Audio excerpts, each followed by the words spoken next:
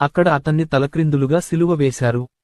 ఆంద్రేయ స్కిథియా మరియు గ్రీస్కు ప్రయాణించాడు. పత్రాస్లో సిలువ వేయబడ్డాడు. పెద్ద యాకోబు స్పెయిన్లో బోధించాడు. జెరూసలేంలో కత్తితో చంపబడ్డాడు. యోహాను ఎఫెసులో ఉన్నాడు. పాట్మోస్కు బహిష్కరించబడ్డాడు. సహజంగా మరణించాడు. ఫిలిప్పు ఆసియా మైనర్లోని ఫ్రిజియాకు వెళ్లాడు. అక్కడ అతన్ని తలక్రిందులుగా సిలువ వేశారు. బార్తలోమై అర్మేనియా మరియు భారతదేశానికి చేరుకున్నాడు. చర్మం ఒలిచి శిరచ్ఛేదం చేయబడ్డాడు. తోమా పర్షియా మరియు భారతదేశంలో బోధించాడు. ఈటెలతో పొడిచి చంపబడ్డాడు. మత్తయి ఇథియోపియాలో సువార్తను వ్యాప్తి చేశాడు. కత్తితో పొడిచి చంపబడ్డాడు. చిన్న యాకోబు జెరూసలేంలో ఉన్నాడు. దేవాలయం నుండి పడవేయబడ్డాడు. యూదా సిరియా మరియు మెసొపొటేమియాకు ప్రయాణించాడు. బీరుట్లో చంపబడ్డాడు. జెలోతియా సీమోను ఉత్తర ఆఫ్రికాలో బోధించాడు. పర్షియాలో చంపబడ్డాడు. యూదా స్థానంలో వచ్చిన మత్తీయా కాస్పియన్ ప్రాంతానికి వెళ్లాడు.